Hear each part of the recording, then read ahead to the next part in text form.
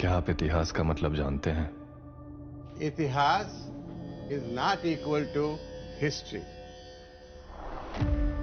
History वो जादूगर है जिसके जादू से इतिहास ऐसे ही खो गया जैसे कि हम तो खोए हुए लोग थे जब किसी ने हमें बाहर से आकर ढूंढा।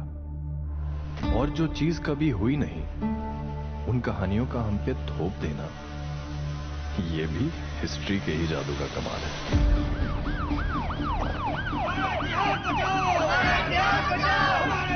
We are not here to confirm any bias. नहीं, मुझको कंप्लीट करने दीजिए। बस हाउ डज हिस्ट्री मैटर? आज की बात करो, फ्यूचर की बात करो, जो बीत गया वो बीत गया। Thank God that apple fell on Newton's head.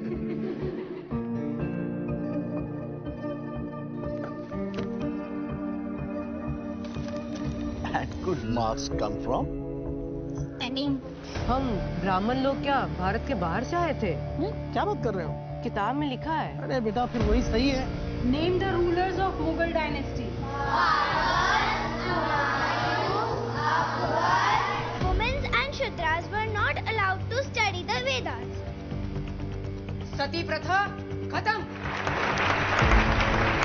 Minister ने मीडिया में एक स्टेटमेंट दिया है। क्या स्टेटमेंट? ये कि पास में वहाँ कोई स्ट्रक्चर था ही नहीं। ऐसे लग रहा है कुछ तो गलत है बुक में। फिजिक्स में? नहीं, हिस्ट्री के बुक में। कुछ भी नहीं। ये भारत में कास्ट सिस्टम ब्रिटिशों ने बनाई। स्कूल में बच्चों को ये गलत और डिस्टॉर्टेड हिस्ट्री क्यों पढ़ाई जा रही है? इस तरह ने बिगड़ गए। कुछ बाहर निकालने के लिए अंदर जाना पड़ता है।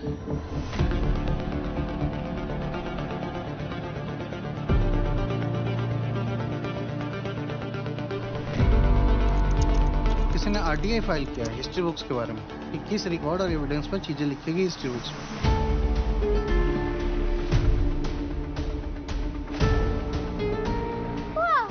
They defeated Mughals 17 times. Give me a pencil. सिर्फ आपका मन मैटर करता है। मेरा मन सर, मेरे सवालों का जवाब दीजिए। हो गया सर। सुनिए मुझसे। सर हो गया, चलिए उनसे बात करना है। Let the historians do their job. कुछ बिगड़ता जा रहा है।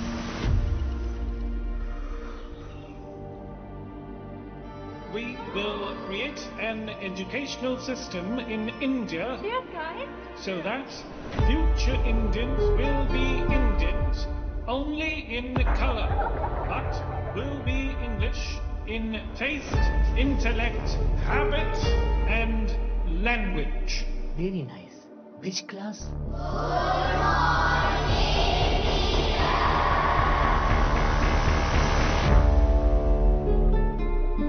हिस्ट्री के महफिल में फिजिक्स का टीचर क्या कर रहा है? हिस्ट्री हमारी भी तो है।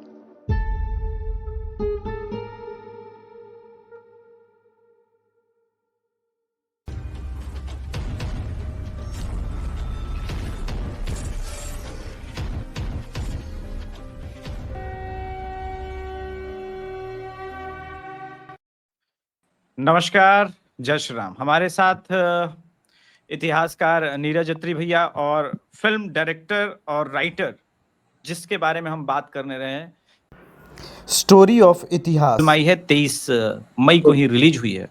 और ये फिल्म कितना इम्पोर्टेंट है आने वाले पीढ़ी के लिए, आने वाले सनातन समाज में। जो देखिए, सनातन समाज की एक जो प्रॉब्लम रही है कि हम हमेशा अपने डिस्टॉर्टेड हिस्ट्री को पढ़ते रहे।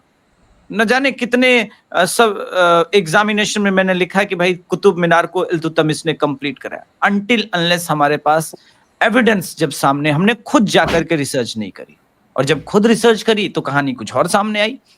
तो इस पर बात होनी चाहिए थी बहुत पहले से। और चूंकि सिनेमा पर एक सेक्ट का जिसने इतिहास को लिखा, उनका पूरी तरह से कंट्रोल था, नैरेटिव पर कंट्रोल था। ऐसे में हमारे पास युवा मनप्रीत सिंह जैसे लोग आते हैं, फिल्म बनाते हैं, मेहनत करते हैं, परिश्रम करते हैं, कंटेंट लिखते हैं।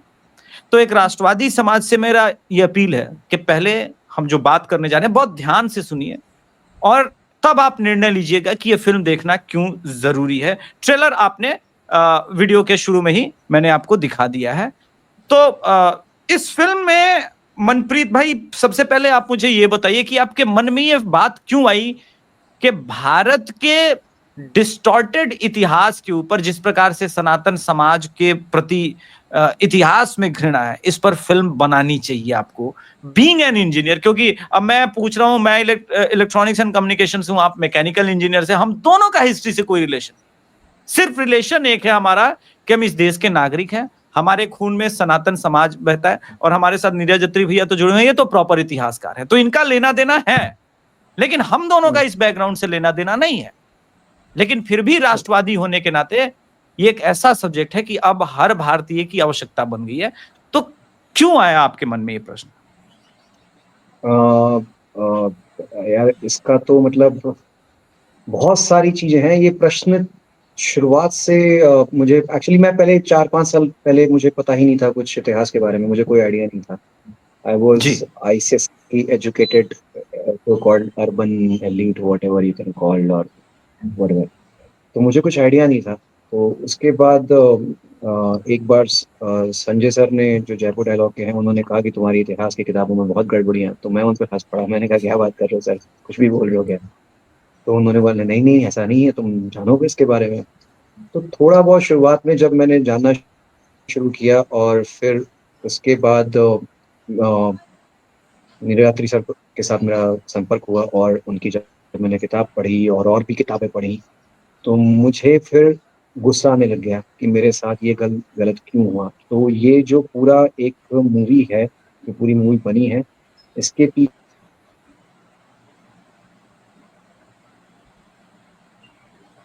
मेरे आई थिंक मनप्रीत भाई का ऑडियो फ्रीज कर, आने वाली जनरेशन के साथ नहीं होना। ओके मनप्रीत भाई, इस पूरे के साथ वो नहीं होना चाहिए। तो इसीलिए मैं इसको, मतलब मुझे था कि मुझे बनानी चाहिए, मेरा कर्तव्य लगा मुझे कि मुझे बनानी चाहिए, तो मैंने किया है। नीरज अत्री भैया, आपने फिल्म का ट्रेलर वगैरह तो देख ही लिया होगा। इसमें 2 चीजें आई हैं जो मनप्रीत भाई ने बड़ा अच्छा, उस वक्त बैकग्राउंड स्कोर बहुत गजब का है, जहां पर वो बेटी चिल्ला के बोलती है क्या कर रहे हो, तो उनके डैड बोलते हैं, पिता बोलते हैं, मैं हिस्ट्री को करेक्ट कर रहा हूं। They defeated Mughals 17 times. Give me a pencil. तो हिस्ट्री को करेक्ट करने के क्रम में उन्होंने बोला कि नहीं, मुगलों को इतने बार हराया है, एक कैरेक्टर का नाम आता है। फिर उसके बाद आता है कास्ट सिस्टम पर हम आते हैं कि नहीं, ये कास्ट सिस्टम जो है अंग्रेजों ने दिया, और बार बार हमें इतिहास में क्यों पढ़ाया जा रहा है। अब मैं आपसे एग्जैक्टली वही क्वेश्चन पूछ रहा हूं। इस वक्त आप पॉलिटिकल डिस्कोर्स तो देख ही रहे देश का, किस प्रकार से कास्ट के नाम पर वॉर क्रिएट करने का प्रयास कर रहे हैं। तो ये पूरा कास्ट कैसे इंडिया में लेकर के ब्रिटिश आए, दर्शकों को थोड़ा सा जानकारी दिए, फिल्म में तो जानकारी मिलेगी। जी, पहले मैं आपने जो कहा ना कि मैं इतिहासकार हूं, तो मैं इतिहासकार नहीं हूं, मैं फिजिक्स का टीचर हूं वैसे। तो इतिहास में मेरा इंटरेस्ट जग गया था। 1 मिनट, यानी तीनों साइंस बैकग्राउंड के हम लोग, हाँ। और तीनों हम लोग इतिहास सुधार रहे हैं। चलिए ठीक है। तो अब ये जो कास्ट वाली बात है ना, इसमें पिछले 60-70 साल में पॉलिटिकल इन्वेस्टमेंट इतना किया गया बड़े छोटे लेवल के पॉलिटिशियंस के द्वारा, कि आज जब हम कास्ट के बारे में बताने की कोशिश करते हैं तो पहले से लोग जहर उगलना शुरू कर देते हैं। लेकिन 2 शब्दों का अंतर पहले हम समझ लेते हैं कि जाति और कास्ट, या जाति वर्ण एक तरफ और कास्ट दूसरी तरफ। अंग्रेजों का जो टेम्पलेट रहा है वो हमेशा ये होता है कि जहां वे जाते थे, अब बल्कि अंग्रेजों से भी बेटर है क्रिश्चियन बोलना, कि ये थोड़े से होते थे, और जहां पर ये कॉलोनाइज कर लेते थे वहां पर इन्होंने अपने से बहुत बड़ी जनसंख्या को सप्रेस करके रखना होता था। तो उसके लिए ब्यूरोक्रेसी क्रिएट की जाती थी, और ब्यूरोक्रेसी काम करती है डॉक्यूमेंट्स के बेसिस पे, क्लासिफिकेशन के आधार पे। तो ये जहां से आए थे वहां इनके पास एक सिस्टम था कि वहां पर एक एलीट क्लास होती थी, एक क्लर्जी होती थी, और फिर सर्फ होते थे। अब सर्फ के बारे में वहां पर ये फेमस था यूरोप में कि उसके पेट में जो है बस वही सर्फ का है, बाकी कुछ उसका नहीं है, बाकी सब उसके मालिक का है। तो जब ये भारत में पहुंचे तो इन्हें जाति सिस्टम, वर्ण सिस्टम इनिशियली या तो समझ में नहीं आया, और जैसे जैसे समझ में आया तो उसके बाद 2 गुट बन गए अंग्रेजों के। एक जिन्हें अच्छा लगा कि इस समाज को इस तरह से वर्गीकरण किया गया है कि यहाँ पर एक डिवीजन ऑफ लेबर बड़ी क्लियर दिखाई देती है, और उसी की वजह से इतनी पुरानी एक सभ्यता फलती फूलती रही। दूसरे थे जिनका कहना था कि अगर हम इसे एक सुपीरियर सिविलाइजेशन बताते हैं तो हम अपना शासन ज्यादा देर तक नहीं चला पाएंगे, इसलिए इन्हें सप्रेस करके रखना है, तो इनके अंदर डिविजन्स क्रिएट करनी पड़ेंगी हमें। अब जाति और वर्ण, उनमें आपस में किसी तरह का भेदभाव हिस्ट्री में हमें नहीं दिखाई देता। और ये जो मैं हिस्ट्री की बात कर रहा हूं तो मैं आपसे लगभग 1800 तक की बात कर रहा हूं। अभी ये बताया जाता है कि कास्ट सिस्टम जो है वो एक अल्टीमेट हॉरर सिस्टम है जिसमें लोगों को बहुत प्रताड़ित किया जाता था, और इस्लाम और ईसाइयत आए जिनमें बराबरी का दर्जा दिया जाता था, तो एकदम से जो ब्राह्मणों का सिस्टम है वो तहस नहस हो गया। लेकिन मैंने जितनी हिस्ट्री पढ़ी है पिछले 1800 साल की, मुसलमानों द्वारा लिखी भी, क्रिश्चियंस द्वारा लिखी भी, उसमें एक भी इंस्टांस में, दो की बात नहीं कर रहा, एक भी इंस्टांस कहीं ऐसा नहीं आया जहां पर किसी सो कॉल्ड नीची जाति के व्यक्ति ने कहा हो कि आप हमें बचाने आए हो, ये हमारा शोषण करते थे, मैं इस्लाम स्वीकार करता हूं या मैं क्रिश्चियनिटी स्वीकार करता हूं। एक भी इंसिडेंट ऐसा रिकॉर्डेड हिस्ट्री में नहीं है।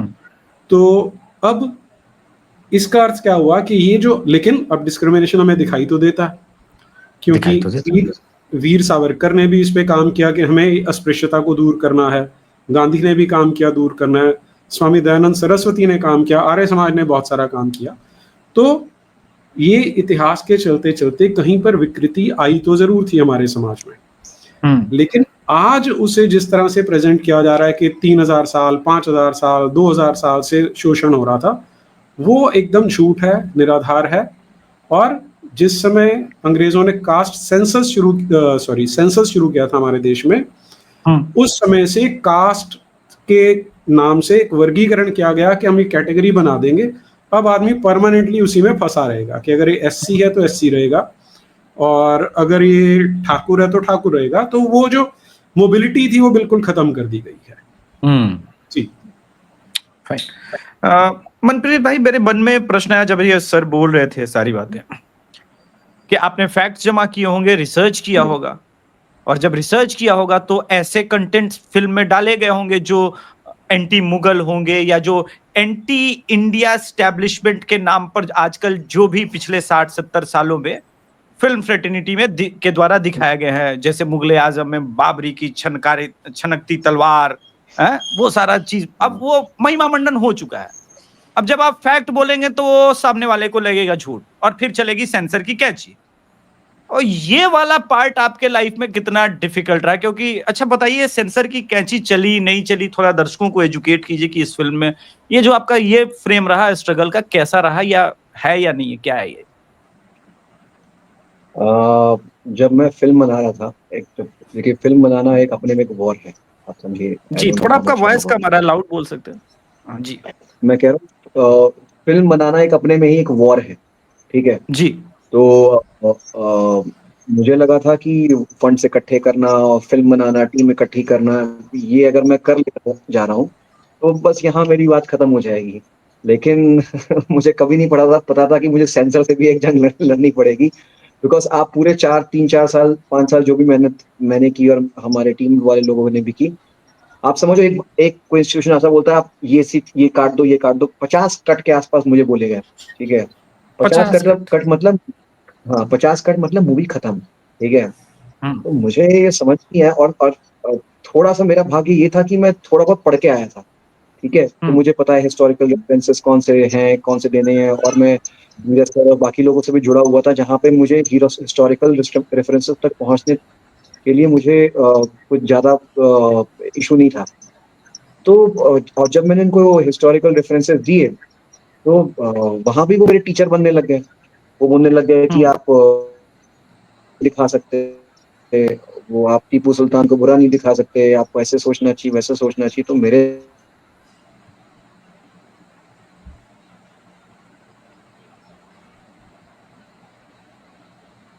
आई थिंक मनप्रीत भाई का ऑडियो, आपके ऑडियो का कंटिन्यूअस एक इशू आ रहा है। कोई बात नहीं, मतलब 50 कट लगे दर्शक। मैं जस्ट फिर से लीव करके फिर से मैं ज्वाइन करता हूँ।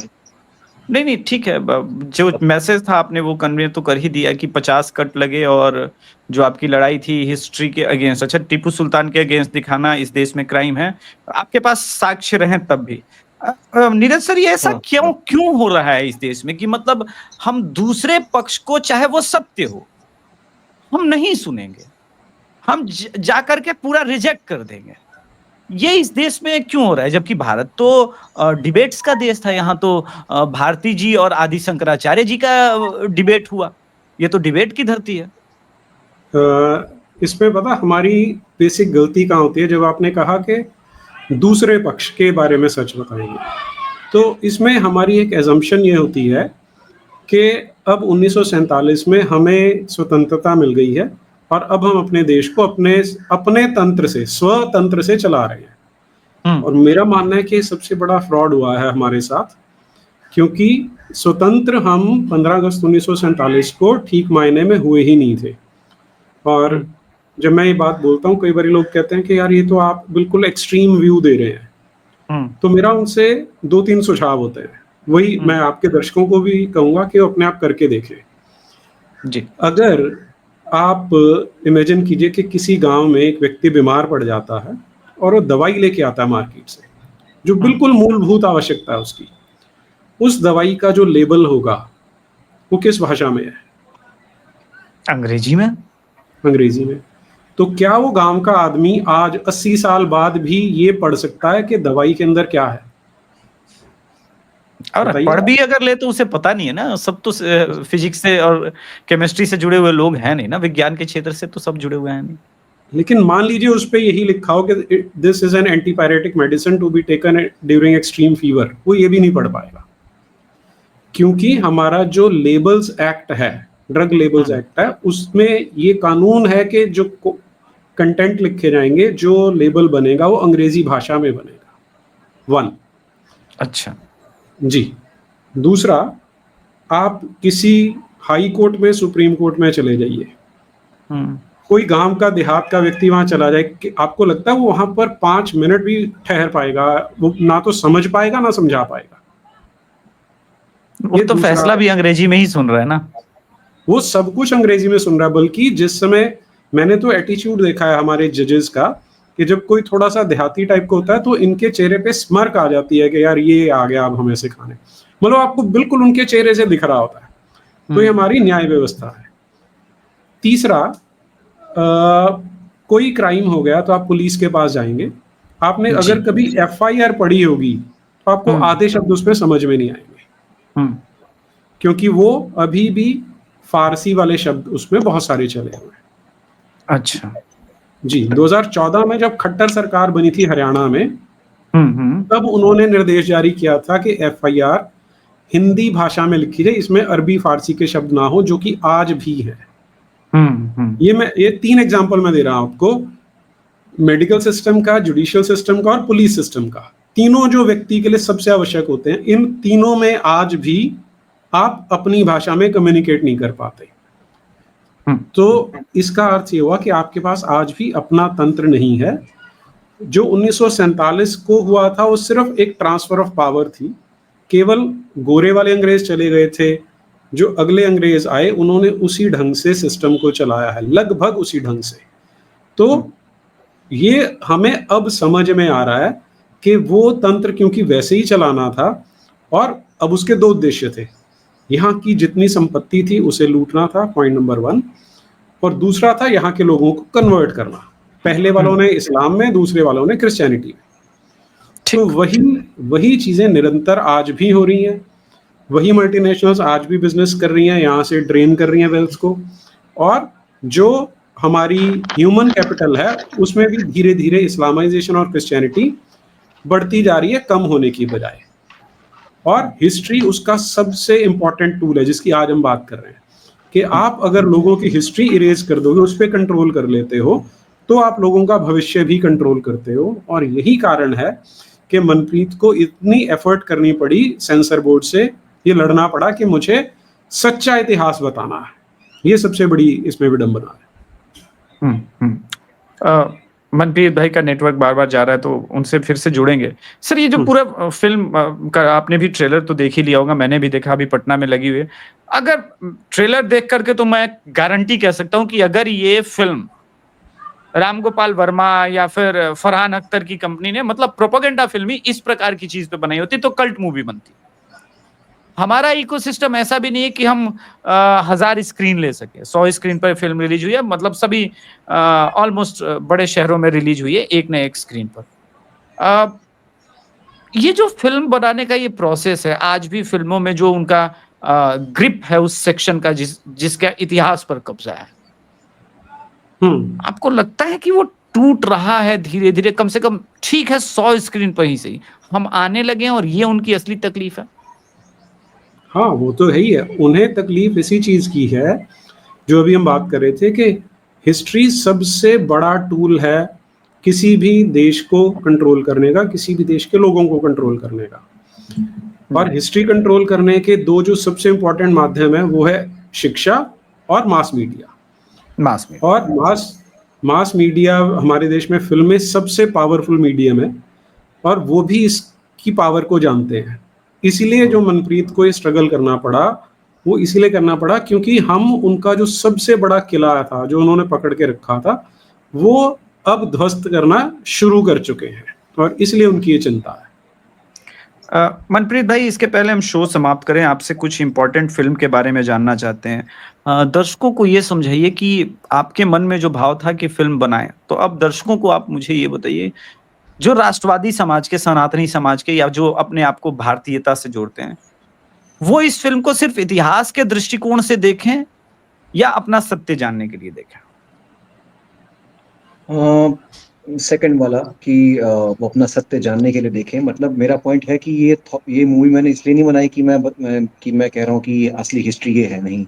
मेरा पूरा पॉइंट मूवी बनाने को ये है कि आप एक डिस्कशन चले और लोग अपना सत्य खुद जाने, एक प्रोवोकेशन हो उनको इस मूवी से। जैसे कि मैं आपको बताता हूँ, मैंने जैसे अपने मेरे ट्रेलर में आया कि ब्रिटिशर्स ने कास्ट सिस्टम बनाया, तो YouTube में जब मैं कुछ नीचे कमेंट्स देखता हूँ तो लोग हंसने लग जाते हैं, यार ये तो फिर रामायण में क्या था, फिर उससे हजारों साल से क्या था। मतलब जब लोगों को नहीं पता होता है तो मैं भी शायद 4-5 साल पहले ऐसे ही सोचता अगर मेरे सामने ऐसी चीजें आती। अब और हालांकि मैंने पहले फ्रेम पे मूवी में यही आया कि जाति is not equal to caste and history is not equal to इतिहास, लिख के भी वो उसके बाद भी लोग नहीं उसको मेरे ख्याल से देख पा रहे, बिकॉज हम सबके बायस बन चुके होते हैं। ठीक है, हम सब ब्रेन वॉश हो चुके हैं। जो सर ने किताब लिखी है ब्रेन वॉश रिपब्लिक, वो बेसिकली बहुत सही है, वी आर ब्रेन वॉश। ठीक है, तो अभी ये सब जो चीजें आती हैं तो मतलब आदमी बता रहे यार ये क्या हंसता है। मुझे आज से 12 साल पहले किसने बताया था कि ग्रेविटी हमारे यहाँ से आई थी, तो मैं उस बंदे पे हंसने लग गया था। तो यू कैन इमेजिन कि वो चीज को तोड़ना इतना आसान नहीं है। मेरी जैसी 50 मूवी लगेंगी, मेरे से बेहतर और लोग लगेंगे जो बना पाए मूवी, क्योंकि मूवी एक बहुत स्ट्रॉन्ग एक जरिया है, एक जिसके थ्रू आप एक कहानी के थ्रू आप एक बात पहुंचा सकते हैं। फॉर एग्जाम्पल, रामायण महाभारत आज तक जिंदा क्यों है? क्योंकि वो एक कहानी के रूप में है। मैं एक आम आदमी भी उसकी कहानी जानता है। ठीक है, अगर आप वेद उपनिषद की बात करेंगे तो फिर भी उतना नहीं पहुंचा, लेकिन रामायण महाभारत जो इस धर्म से नहीं भी जुड़ा उस तक भी वो पहुंची हुई। तो कहानी की ये ताकत होती है। और अब तो ऑडियो विजुअल मीडियम इसलिए भी ज्यादा स्ट्रांग बन गया बिकॉज अब लोग जरा पढ़ते नहीं है, तो इट बिकम्स वेरी इंपॉर्टेंट कि हम जो दिखाएं इसके थ्रू, मूवी के थ्रू, वो हम अपनी बात पहुंचा पाए। और डेफिनेटली लोग बहुत चीज़ों से सरप्राइज होंगे, बहुत चीज़ों में उनको गुस्सा भी आएगा और वो गुस्सा जायज़ भी है। मुझे याद है मैंने अपने फ्रेंड को जब मैंने पहली बार बताया था कि Mughal e Azam is not real story, Jodha Akbar is not a real story, तो वो मुझसे लड़ने लग गया, तुम कैसे कह सकते हो। वो किसी एक ब्रैकेट में डाल के मुझे ना लैपटॉप खोल के और वो सब होता नहीं है कि चल मैं तेरे को अभी दिखाता हूँ उस तरह का। मैंने कहा देख ले भाई, and when he check, you know, he was silent for some time and I am sure कि वो ऐसा नहीं कि वो उसी टाइम मान गया, उसको भी वो रात में सोते हो पहले या कभी कभी बीच में थॉट आते होंगे। तो हमारी मूवी का यही है कि ये थॉट छोड़ के जाना है, कि इसको लिंगर करे उसके दिमाग में कि ये क्यों है, ये क्या है। जैसे जाति, वर्ना और कास्ट के बारे में नीरज सर ने बताया, it takes time to understand the concept क्योंकि हमें तो यही बताया ना कि कास्ट बनाया गया और हम सब बांट दिए गए। अगर हमारी किताब में एक मिर्जापुर वेब सीरीज आई थी जिसमें वो हम कैरेक्टर थे कुलभूषण खरबंदा, मैं दर्शकों को अपडेट करना चाहता हूँ थोड़ा, सॉरी इंटरप्ट करने के लिए। एक मिर्जापुर वेब सीरीज आई थी जिसमें कुलभूषण खरबंदा ये कहते हैं, देखिए कितना पावरफुल टूल होता है इमेजिनेशन का, जो कहते हैं देखो ब्राह्मणों ने कास्ट इसलिए बनाया था ताकि हम जो है इस पे पूरा रूल कर सकें। अब वो पॉलिटिकल सिस्टम में शिफ्ट हो गया है और अब मनप्रीत भाई बिल्कुल उसके 180 डिग्री अपोजिट जाके एक फिल्म बना रहे हैं जिसमें फैक्ट्स हैं, जो फैक्ट्स रखे गए, हिस्टोरिकल फैक्ट्स रखे गए हैं, तो डाइजेस्ट करने में वामपंथ को दिक्कत तो हो सकता है। वो प्रश्न अधूरा रह गया था आपसे मनप्रीत भाई, मैं जानना चाहता हूँ कि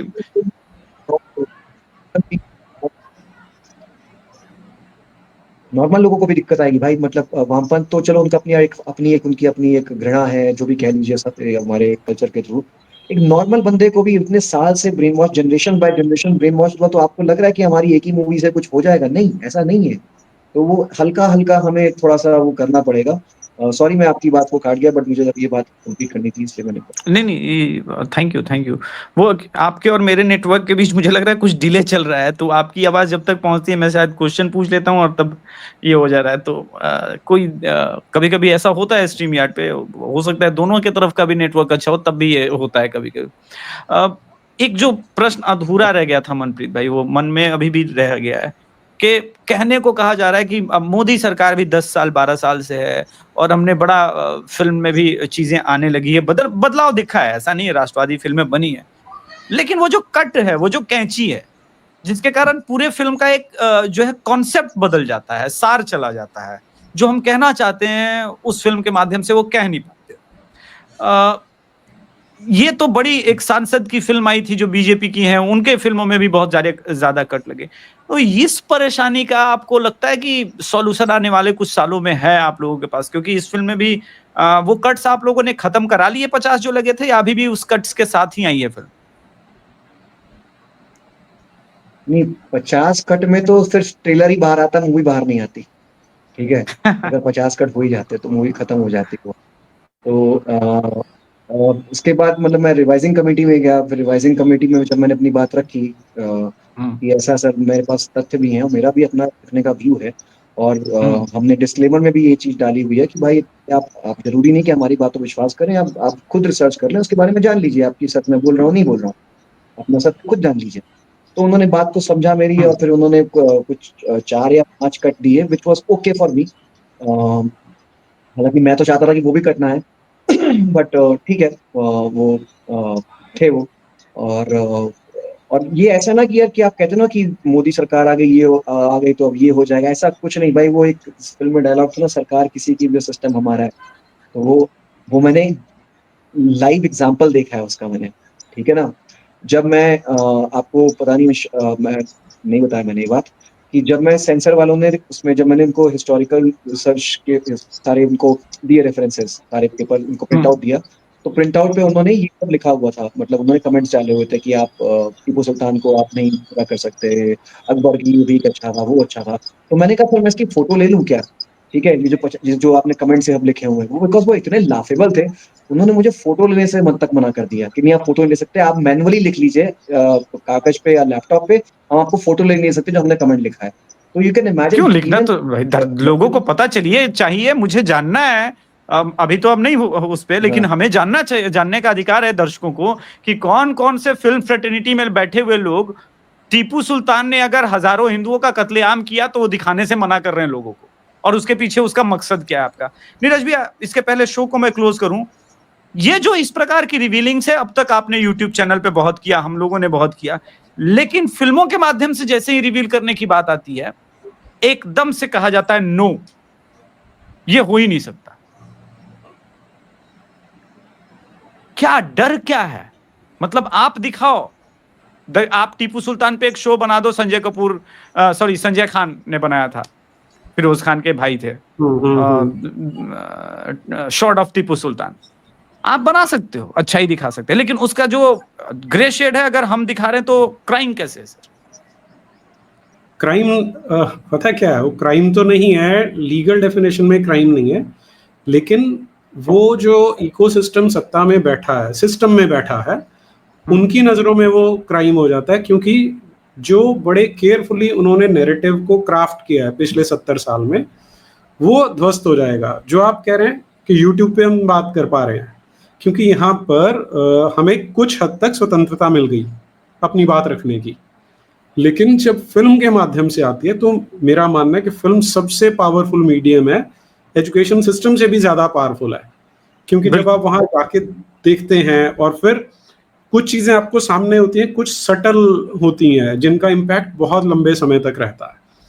और ब्रेन वॉशिंग का सबसे पावरफुल टूल होता है कि आप लोगों को पता ना लगने दें कि आपने उन्हें झूठ पढ़ाया। तो जो मनप्रीत ने फिल्म बनाई है वो उनके उस सारे के सारे बनाए हुए झूठ को ध्वस्त करती है। इसलिए, या जो कश्मीर फाइल्स या ऐसी लोगों ने जो फिल्म बनाने की कोशिश की, हालांकि उनमें उन्होंने सच उतना ब्लैटेंटली तो अभी भी नहीं दिखाया, अभी भी वो 5% 7% ही दिखा रहे हैं। जहां मैं और आप गए थे पुणे में, वो सच दिखा दिया तो इस देश में आग ही लग जाएगी। हाँ, एग्जैक्टली, जी जी, बिल्कुल ठीक बात है। तो वही है, उन्हें डर यही है कि अब उनका सिंहासन जो जिस पे वो बैठे थे झूठ के दम पर, वो हिलेगा ऐसी फिल्मों के आने से, इसलिए वो नहीं दिखाने देते। Fair enough. जी, तो दर्शकों, मनप्रीत जी कुछ कहने लगे थे। जी जी जी जी मनप्रीत जी। सर थोड़ा सा सर मैं आपसे डिसएग्री करता हूँ। इंडस्ट्री में ऐसा नहीं है कि वो चेंज जिस तरीके से आप सोच रहे हैं वैसा आ रहा है। मुझे आई थिंक 65 और 63 एक्टर्स में उसे काउंट करा, उन्होंने मुझे ना कहा था इस फिल्म के लिए, ठीक है, डिस्करेज भी किया। एक ने तो ये भी बोला कि तुमको ऐसी मूवी बनानी नहीं चाहिए, ठीक है। तो इंडस्ट्री अभी भी वैसी ही है, क्योंकि देखिए जो फिल्म इंडस्ट्री है वो एक अनऑर्गेनाइज्ड इंडस्ट्री है, ये कोई ऑर्गेनाइज्ड इंडस्ट्री नहीं है। तो यहाँ पे कुछ परिवारों के हाथ में ही चीजें हैं, ठीक है, वो सिस्टम चला आ रहा है। भारत जैसा चेंज, और जो बीच में आप मूवीज कह रहे हैं कि कुछ कुछ ऐसी आ रही हैं, वो आउटलायर्स हैं, वो सिस्टम से थोड़ा सा बाहर से आ रहे हैं, या उनको कहीं से कुछ फंडिंग मिल जा रही है तो बना पा रहे हैं वो लोग। तो सर मैं इतना बोलूंगा कि ये हो सकता है कि उनको समझ में आ रहा है कि लोगों को समझ में आ गया कि कुछ वो उनको नहीं चाहिए जो वो उनको दे रहे हैं, बट ये कहना कि वो सिस्टम चेंज हो गया है सर, वो नहीं सही है, बिकॉज जो कंट्रोलर्स है वो इतनी आसानी से कंट्रोल नहीं छोड़ेंगे। तो मेरा बस यही कहना है कि अगर 60-70 लोग एक्टर मना कर रहे हैं, मैं आपको बताता हूँ सर, एक एक्टर ने मुझे हाथ तक किया था, एक एक्टर को स्क्रिप्ट पसंद आई और उसने बोला Manpreet I love the script यार, पर ये मूवी नहीं कर पाऊंगा because I am really concern इसके कॉन्सिक्वेंसेस क्या होंगे इसके, ठीक है, फॉर माई करियर और even for my family, whatever, you know, the man has a family in Bengal. तो मेरा पॉइंट ये है कि अभी भी वो डर है। सो यू कैन इमेजिन, अगर 60-70 देखो यार, 4-5-6 एक्टर 10 एक्टर मना करते मुझे कोई फर्क ना पड़ता है, जब आपके एक 60-70 हो रहे हैं, that says something about industry. And even if the people who agree with you, they are scared to do it. जैसे एक बहन उन्होंने बोला यार बहुत कंट्रोवर्शियल है, पता नहीं ये हो जाएगा वो हो जाएगा। मैंने कहा सर कंट्रोवर्शियल से ज्यादा अगर मेरे पास फैक्ट्स नहीं है तो आपको नहीं करनी चाहिए, ठीक है। तो इंडस्ट्री सर, मेरे ख्याल से पब्लिक तो फिर भी थोड़ी सी जानकार हो गई है, मैं कहता हूँ इंडस्ट्री उससे 10 गुना ज्यादा ब्रेन वॉश्ड है। इसीलिए बॉलीवुड फिल्मों की दुर्गति शुरू भी हुई है। जेम्स ऑफ बॉलीवुड जैसे प्लेटफॉर्म ने नंगा करना शुरू किया, तकलीफ हो रही है लोगों को, लेकिन फिल्म लगातार पिट ही रही है। कुछ दिनों बाद वो भी धरातल पर, अगर ये कंटिन्यू रहता है 5-7 साल, आएंगे जरूर आएंगे, मुझे पूरा विश्वास है। दर्शकों, हिस्ट्री ऑफ इतिहास आपने ट्रेलर देख लिया है, फिल्म देख लीजिए। लगभग सभी बड़े शहरों में, भले एक स्क्रीन पर ही, चूंकि हम लोगों का स्पेस ही इतना छोटा है, हम लोग पास इतना अभी ये नहीं है, लेकिन आप लोग अगर फिल्म देखेंगे तो जो इनकरेजमेंट मिलता है वो हमारी अगली फिल्म के लिए मिलता है। इस फिल्म का संभवतः कभी मकसद भी नहीं रहा है कि हम इस फिल्म को सुपरहिट लेके जाएं, हमारी औकात ही नहीं है। 100 फिल्मों पे 100 स्क्रीन पर तो हमें मिले ही हैं। आप कल्पना कीजिए कि 7,000 स्क्रीन अक्षय और इन लोगों की फिल्मों की मिलती है, और तब जाकर के बात बनती है लोग, और तब भी फिल्में फ्लॉप होती हैं उनकी। हमारा 100 स्क्रीन है, यानी पटना में 1 स्क्रीन, लखनऊ में 1 स्क्रीन, दिल्ली में 1 या 2 होगा, मुंबई में 1 या 2। लेकिन आप लोग जहां भी है, पुणे में, मुंबई में, जो बड़े शहरों में है, आपसे प्लीज एक रिक्वेस्ट है कि आप अपने जीवन का 2.5 घंटा जरूर दीजिए। ये आपके और आपके बच्चों के भविष्य के लिए बहुत इंपॉर्टेंट है। ये कोई पेड या प्रमोशनल वीडियो नहीं है, मैं पहले ही आपको बता दूं। नीरज भैया, शो में आने के लिए बहुत बहुत धन्यवाद। मनप्रीत भाई, फिल्म बनाने के लिए बहुत बहुत धन्यवाद आपको, बहुत बहुत शुभकामनाएं। आपने इतना परिश्रम किया और आप जिस बैटल को लड़ रहे हैं, काश हम इससे ज्यादा आपको सपोर्ट कर पाते, पर फिर भी जितना हो पाएगा अवश्य सपोर्ट करेंगे। Thank you so much. नमस्ते। धन्यवाद। Thank you.